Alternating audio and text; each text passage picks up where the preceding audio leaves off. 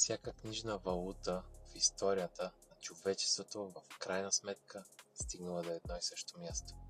Нулата. Без изключение. И познайте какво оцелявало всеки път. Римският денарий, германската марка, зимбабвийският долар, хиляди валути, изписани с имената на империи, които са смятали, че ще траят вечно. А парите, които държиш в момента, те са само на 50 години в сегашния си вид.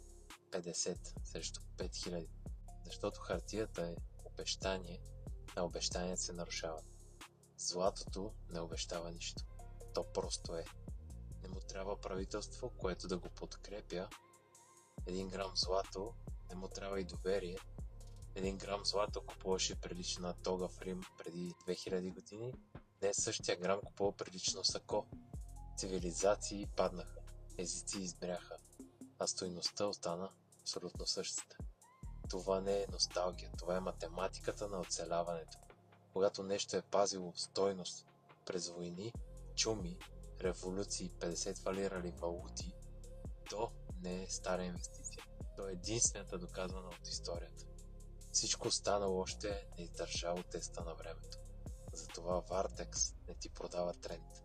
Продава ти това, което е надживяло всеки тренд от началото на цивилизацията.